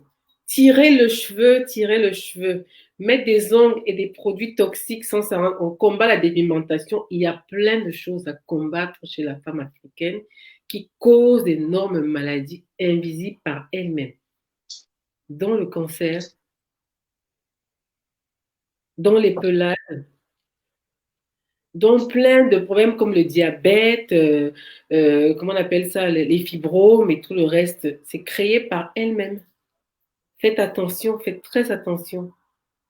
C'est hier encore quelqu'un m'a envoyé un lien sur lequel les produits cosmétiques destinés à la population noire sont plus toxiques que ceux élaborés pour la population occidentale. Et c'est vrai. Donc, que l'on fasse attention. Tout à l'heure, docteur Carlos parlait de la prévalence. Ça aussi, ça en fait partie. Ça en fait partie. On ne peut pas mélanger l'eau de Javel et je ne sais quoi pour se mettre sur la peau au risque de devenir blanche comme la chemise NK. Je ne sais pas, mais tout ça rentre dans le sang, tout ça crée... En fait, ça me fait mal d'en parler, en fait. C'est vrai que c'est triste, oui, c'est absolument triste de voir que quotidiennement, on se donne la mort à petit feu et on se plaint. Et Tout le des temps, petites choses qu'on pourrait éviter. il y a un moment où on en a marre de vous de parler parce qu'on se rend compte que ça passe dans le vent. C'est pas pour nous. C'est pour vous, c'est pour vos enfants. C'est moi, je suis noire, hein. Euh, J'utilise mon savon de Marseille, mon savon noir. Voilà, je me prends pas la tête, beurre de karité et autres. Le reste, je m'en fous. Mais c'est dangereux, toutes ces choses-là, très, très dangereux au point d'aller toucher les enfants aujourd'hui. C'est énorme. Les femmes qui décapent, qui pratiquent la dépigmentation sur les enfants de 9 mois, c'est horrible. Qu'est-ce qu'on cherche? Les enfants de 9 mois? Vous n'êtes pas au courant? De 9 Ah mois à non, 8 non, mois? non, pas du tout. Mais j'en ferai des captures d'écran. Ah non. Mais ces derniers temps, tout à l'heure, j'ai su un live dessus, là, après nous. Mais c'est horrible. Les femmes noires, je ne sais pas ce qu'elles cherchent. Il y en a qui ont besoin de ça. C'est horrible. Alors, je pense que la semaine prochaine, nous allons, en attendant même cette autre personne, nous allons certainement porter ce sujet. C'est quand même, il y a tellement de choses à dire et il faut le dire. Il faut trouver le moyen de le dire parce que s'il y en a 2 ou 3 qui comprennent, c'est déjà ça. Parce que c'est vraiment, c'est très, très difficile d'éduquer les nôtres parce que nous sommes remplis de mépris en plus. Lorsque vous avez des gens qui vous disent des choses, vous dites, ah, c'est pour lui là-bas, c'est pour elle Et là-bas. c'est difficile d'accompagner C'est les toi qui gens. me donnes à manger, dis. NK, c'est difficile d'accompagner les gens parce que je vais vous dire quelque chose. Nous, avec l'association, nous avons fait le Cameroun 2 fois. 2 grosses campagnes de dépistage du col de l'utérus. Il est arrivé qu'à un moment donné, le projet a voulu être, bon, entre guillemets, le monsieur est plus aujourd'hui, n'a pas voulu que ça passe sous la coupe de l'association. Bon, l'autre médecin, il a dit non, c'est leur rôle. Mais vous vous rendez compte qu'on avait des prothèses mammaires à donner au Cameroun.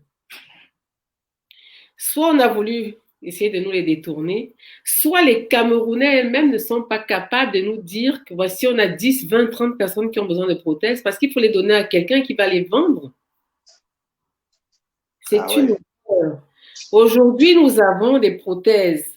Alors, quand on va aller au Bénin, on va les donner, on va aller au Burkina, on va les donner. On a du mal à aller au Cameroun donner des prothèses ou donner des poches Tommy. Là, nous avons au moins 2000 poches Tommy à donner. On a au moins 75 prothèses mammaires à donner. Mais quand vous voulez faire le travail avec le Cameroun, vous n'avez jamais les vraies listes. Quand vous allez travailler à l'Afrique de l'Ouest, vous avez les choses qui sont faites correctement. Est-ce que c'est normal? Donc, je lance un appel aujourd'hui en disant que s'il y a des personnes qui sont capables de nous dresser des listes de femmes qui ont besoin de prothèses mammaires, nous sommes là pour servir. De poches Tommy, nous sommes là pour servir. L'association Second Life fonctionne sur ses propres fonds depuis. Et elle a besoin d'adhérents, de personnes pour accompagner. Parce que aider, c'est bien, gratuitement, c'est bien, mais c'est mal parce que le gratuit n'est pas bon. Apprenez à adhérer pour aller apprendre comment fonctionnent vos associations, vos confrères ou je ne sais quoi d'autre, pour pouvoir vous imprégner de la chose et être capable de transmettre l'information après. Si vous ne le faites pas, vous serez seulement dans la médisance, c'est tout. C'est pour ça que j'aime bien cette plateforme, parce que cette plateforme, elle est vraiment solidaire. Et nous n'allons pas nous décourager, nous allons continuer. Hein. Je vous invite, vous qui êtes là, aussi convier d'autres personnes, abonnez-vous. Nous avons régulièrement des sujets très intéressants. C'est notre façon de participer à la formation, à l'édification des nôtres. Hein, et je me forme en même temps aussi. Et ce que je veux dire, c'est que soyons nombreux si nous ressentons le besoin d'agir. Moi, je veux pas non plus des gens qui, moi, je supplie pas non plus les gens de venir s'abonner à la plateforme. Hein, je m'en fiche. Vraiment, si vous ne savez pas l'utilité, passez votre chemin, allez là où on fait d'autres types de choses. Ça m'intéresse pas. Nous voulons des gens qui savent, qui sentent qu'il est nécessaire d'agir et qui comprennent qu'ils doivent nous aider. Ils vont pas nous laisser seuls. Il faut qu'on porte ce message. Hein. Le Cameroun, il faut personnaliser les actions vers le Cameroun, dit Carlos. Je crois qu'il veut dire qu'il faut parler aux individus. En tout cas, j'ai envie de dire, en tout, s'ils ne veulent pas au Cameroun, c'est pas grave. Il y a le Sénégal, il y a le Bénin, l'Afrique est énorme. L'Afrique, c'est chez nous. Moi, je m'en fiche. Quelqu'un, en Banganton, c'est ce qu'il aime. Quand tu veux jeter le haricot pourri devant nos voisins, donc si vous considérez que je ne suis pas nul n'est prophète chez soi, ça tombe bien. Vous ne voulez pas de moi, mais puis allez, je m'en vais. On a fait 60 ou 70, au Burkina, on a fait 60. Et voilà. Il y a les bafans qui disent que Charzoulé, tu ne veux pas, il dit que.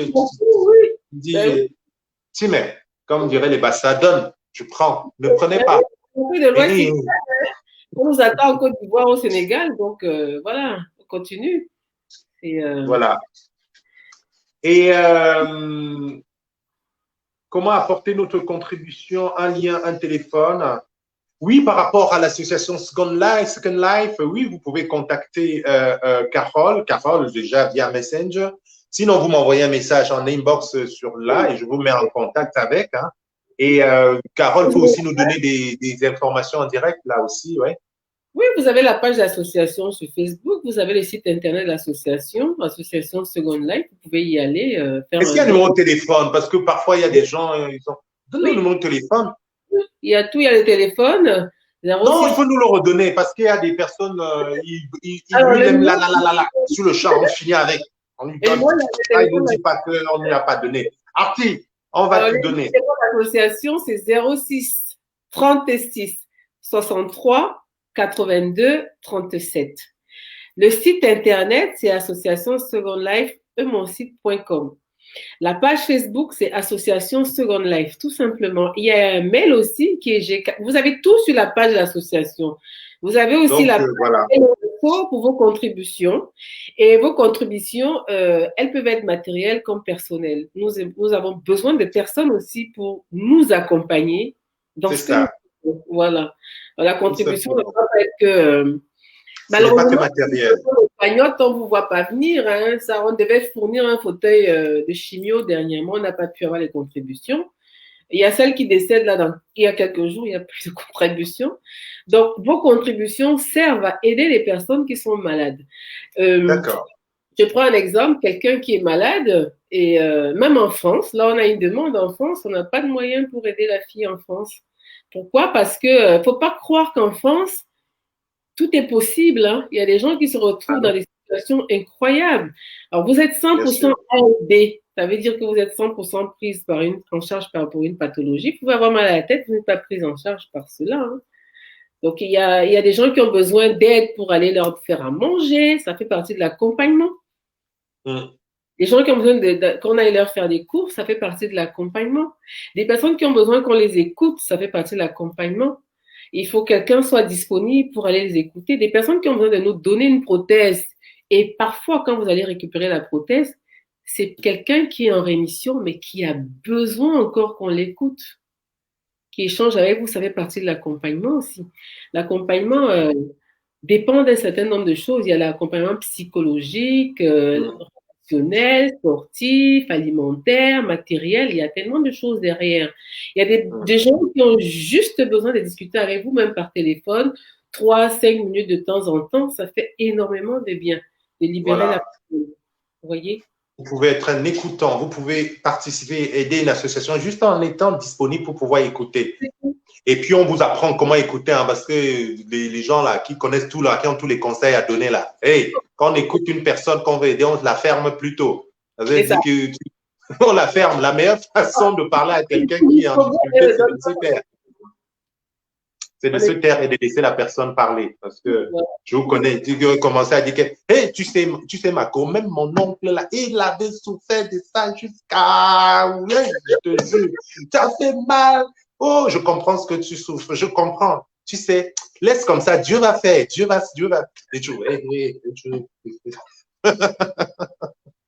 En effet, bon vent, c'est pour vous dire que non, effectivement, vous pouvez être utile, vous pouvez être une oreille et c'est très important. Rien que ça, franchement, dans la relation d'être d'écouter, vraiment un facteur très, très, très important. Donc, vous comprenez donc par là que tout le monde est capable de faire quelque chose, tout le monde est capable d'apporter quelque chose.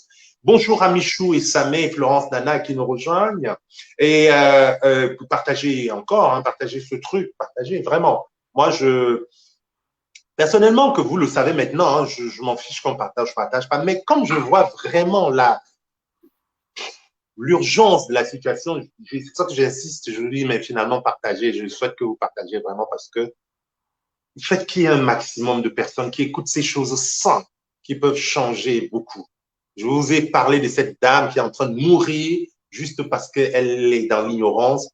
Et vous connaissez des gens malades, ils peuvent appeler l'association Second Life juste pour être écoutés. D'ailleurs, nous allons bientôt conclure et nous allons revenir un petit peu là où on avait commencé en parlant de ces signes avant-coureurs, de cette approche dès le départ. Et la prochaine fois, nous irons bien sûr plus loin, comme vous le savez. Nous recevrons Carole dans les jours qui viennent encore. Vous savez, nous avons toujours des spécialistes pour nous dans leur domaine. Nous serons encore la semaine prochaine aussi avec Carlos pour parler de vaccins et pour parler coronavirus. Nous allons, je vous ai dit que lundi, je reçois une sociologue pour parler du bonheur de la liberté et vous allez comprendre pourquoi tout ça, c'est nécessaire. Carole, il y avait justement, ça m'avait échappé, Germaine qui nous livrait son témoignage en disant que dans son cas, elle avait ressenti une boule. Elle n'a pas eu de boule, oui, pardon, elle n'a pas eu de boule, c'est ça. C'est effectivement parce que peut-être que c'est l'occasion de dire aux gens qu'il n'y a pas un schéma classique, ça peut être différent justement. Voilà, elle n'a pas eu de boule, seulement elle a eu l'impression d'avoir reçu un coup de poignard dans le dos au niveau du sein gauche. Ah ouais, c'est étonnant, ce n'est même pas au sein. C'est dans le dos au niveau du sein gauche et après les recherches, on a vu qu'elle avait une plaque au fond du sein. Vous voyez, donc c'est pas totalement dit que ce qu'on nous présente est forcément ce que les gens vivent. Il y a des personnes qui présentent aussi un cancer du sein silencieux et puis on va le découvrir à l'échographie. Comme ça, des personnes qui ont un cancer du sein qui ne le savent même pas, qui n'ont aucun signe avant-coureur et parce qu'elles ont fait une mammographie, à tout hasard, on a découvert quelque chose. Donc, parfois, ça peut ne pas se manifester de toutes les manières qu'on a dit tout à l'heure, picotement, sein grumuleux, douleur et crevasse, et tout le reste, ou écoulement. Donc, ça peut être différent, en fait. C'est pourquoi, à partir de 40 ans, on conseille en Europe, hein, même en Afrique, si on a les moyens, de se faire dépister systématiquement. D'accord. Nous allons terminer en revenant sur ces choses simples. Notamment, on voulait parler du décapage, en fait, de cette dépigmentation-là qui est dangereuse. Bon, sachez que c'est un vrai risque. Franchement, vous voulez plaire à quelqu'un, soit, parce que parfois certains nous disent que non, je me sens mieux comme ça. Ils disent, Joe, tu mens.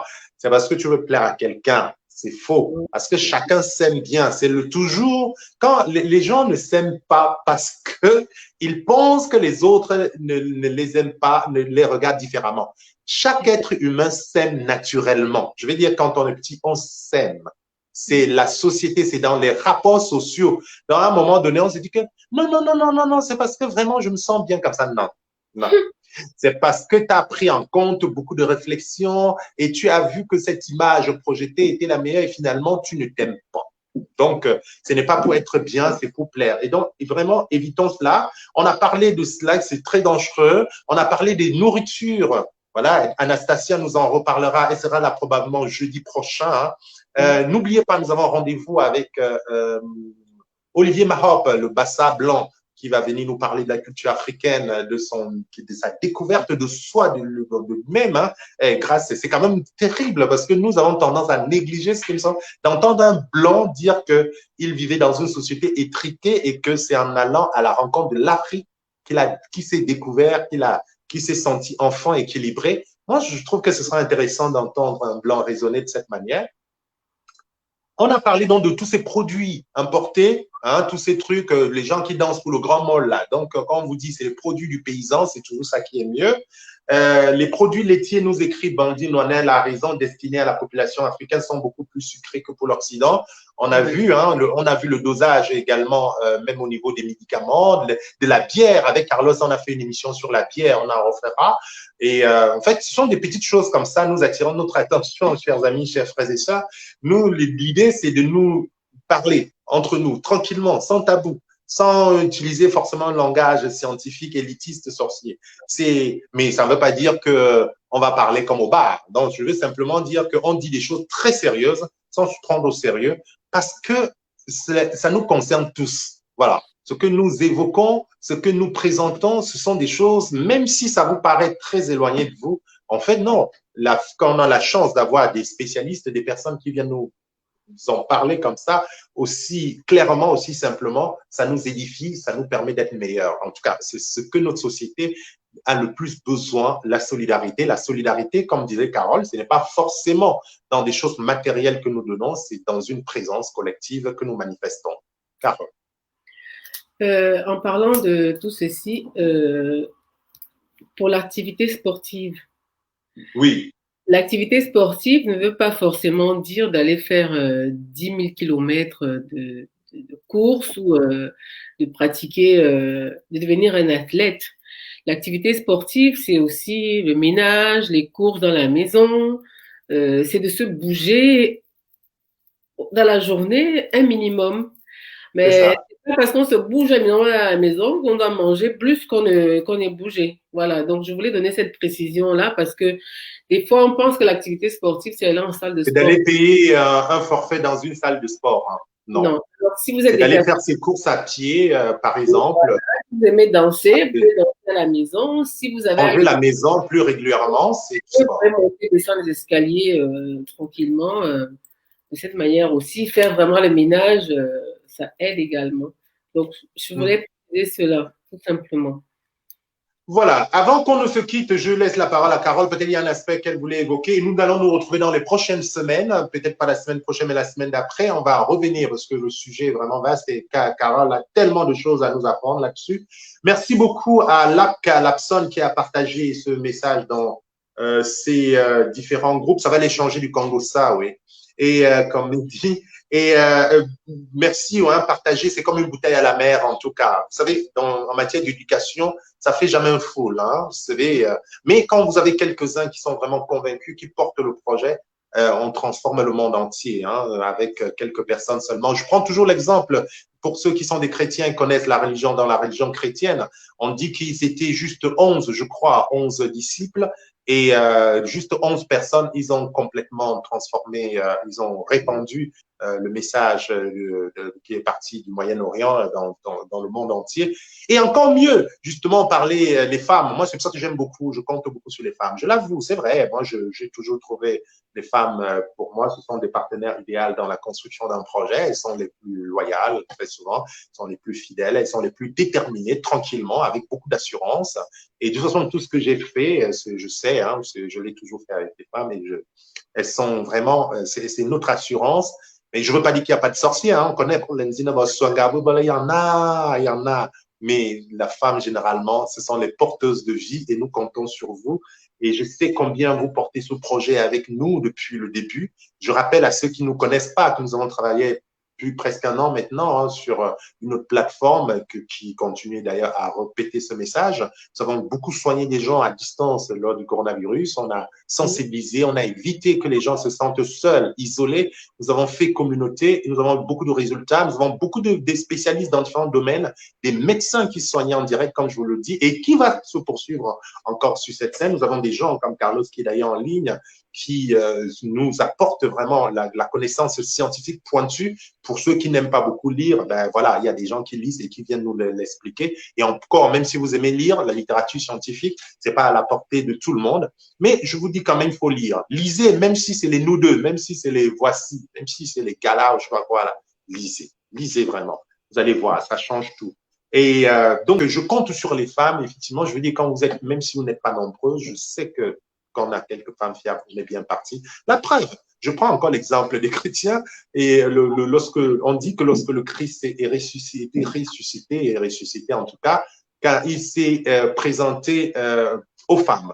Carole, est-ce que tu sais pourquoi il s'était présenté aux femmes? Je ne sais pas, c'était peut-être pour vous torturer, j'en sais rien. C'était pour torturer les hommes? Non, c'était pour améliorer le monde, c'était pour rendre un monde plus beau, plus jovial, pour vous aider, parce que les hommes n'étaient pas entiers, il fallait une femme pour compléter. Voilà. Très bien. Parce que les femmes elles ont la pureté, elles doivent porter le monde, elles sont ceci. C'est vrai, les femmes sont des déesses. Ça, on ne va pas, on n'en discute pas, même si elles nous emmerdent parfois. Mais c'est bien évident que oui, ce sont des déesses, ce sont je vais dire, s'il y a Dieu, c'est des correspondants, c'est des adjoints de Dieu. Je vais dire, ce sont elles qui créent la vie. On ne peut pas renier cela. Mais la raison pour laquelle ils étaient présentés aux femmes, Carole, c'est parce qu'il était certain que s'il y a 2, 3 femmes qui ont l'information, le monde entier doit l'avoir. Oui. Et ça a marché. Et ça marche toujours. Hein. Ça a marché en quelques minutes, tout le monde a su. Dès que les femmes apprennent quelque chose. Donc, on compte sur vous, les femmes qui êtes en ligne, comme d'habitude, hein, pour nous diffuser ce Congo-ça-là bien. Le Congo-ça qui sauve la vie des gens. D'accord? Oui, Carole. On termine avec Carole. Donc, je voulais dire simplement que le cancer n'est pas un jeu. Il peut arriver n'importe quand, chez n'importe qui, dans n'importe quel moment, à n'importe quel moment. Donc, nous sommes tous concernés. Prenez la peine, comme il a été le NK, de lire, de vous informer. La prévention, c'est important. En Afrique, s'il y a des dépistages organisés, n'hésitez pas à vous y présenter. Libérez la parole. Parlez beaucoup. Libérez la parole, c'est important. C'est très, très important. Il y aura toujours quelqu'un pour vous écouter. Alors, et aux écoutants, évitez de donner votre avis. Parce que quand vous donnez votre avis, des fois, vous pouvez frustrer celui qui est en face. Parce que vous ne ouais. Écoutez simplement. Et s'il vous demande votre avis seulement, trouvez le moyen d'avoir une réponse évasive. Ne lui donnez pas de réponse fermée. Ouverte, il lui faut une réponse ouverte, quelque chose qui lui permet de réfléchir, ou alors vous le retournez en questionnement. Très bien. C'est ce qu'on appelle dans la technique la reformulation. Il faut toujours reformuler. Il faut demander à la personne que, donc, si je comprends bien, tu veux dire que quand tu as mal, ça fait comme ci, comme ça. D'accord. C'est ça. Ça lui permet d'aller encore plus loin. Ça lui permet d'aller donc, plus je loin. dois comprendre que. Et des fois, ça lui permet d'effacer sa douleur parce que lui-même, il trouve les réponses. Vous voyez? Exactement, parce que la réponse est en nous. Exactement. C'est ça. La maïotique socratique. Un psychologue fin. Voilà. Pensez à votre alimentation. Mais vraiment, parce que j'ai vu des gens qui disent que pendant le confinement, ils ont grossi. Moi, j'ai perdu 17 kilos pendant le confinement. Je me suis bien organisée pour ça.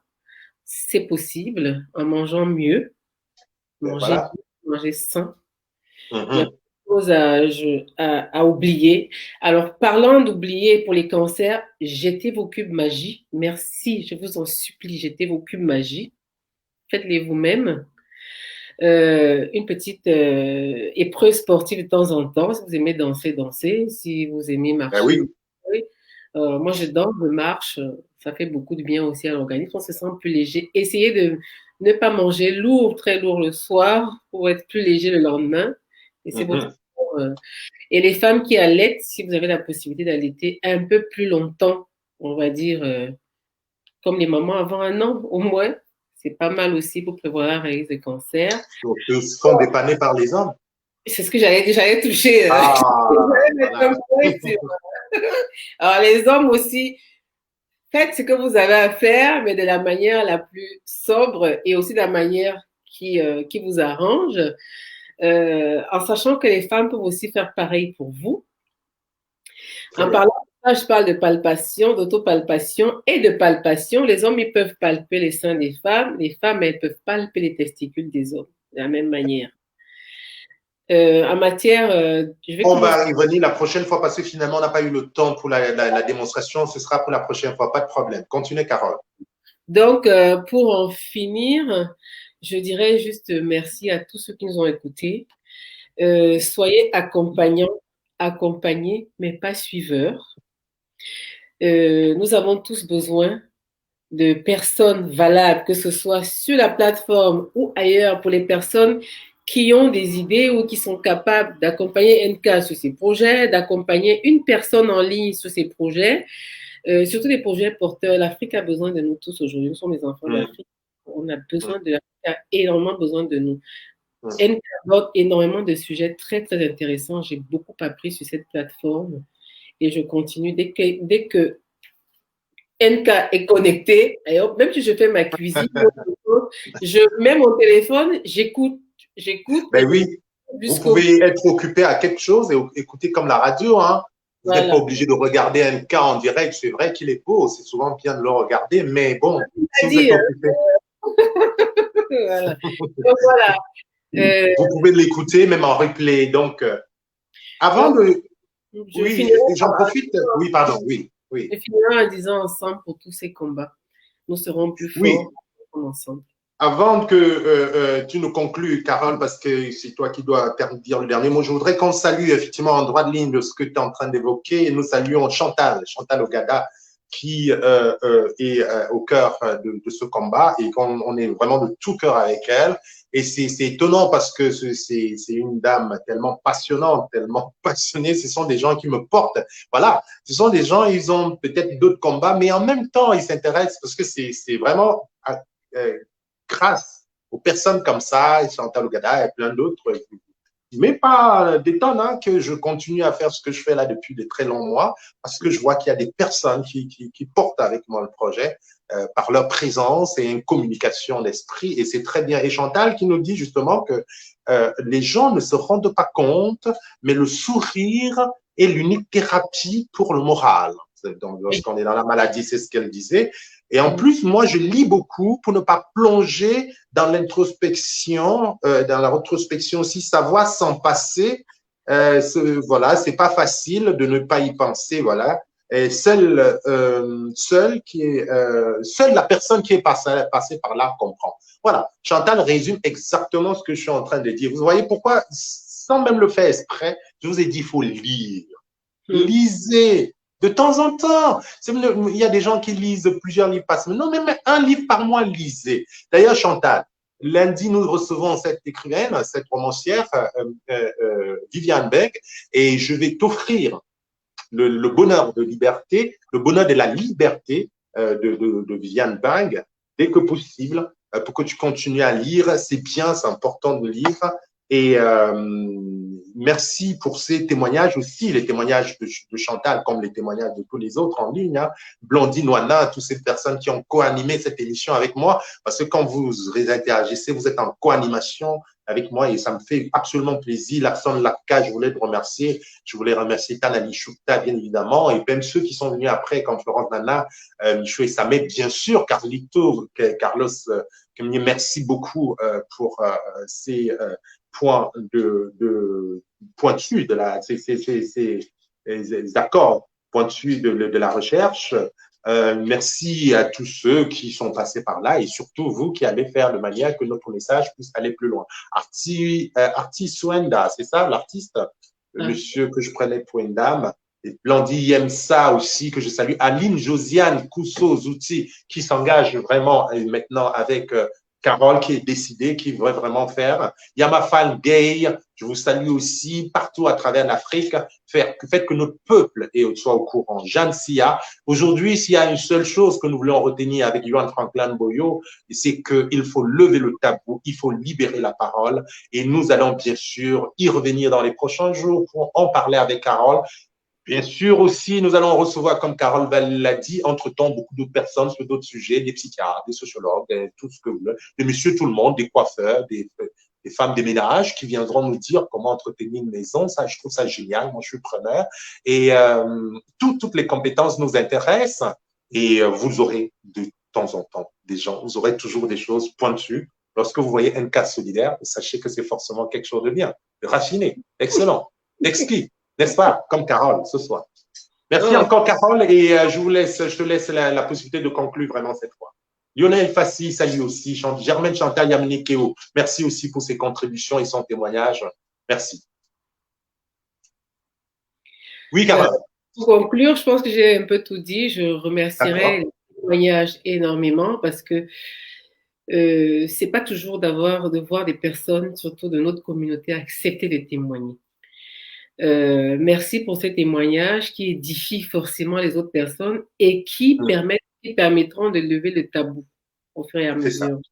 Tout à l'heure, ils ont tout dit, libérer la parole.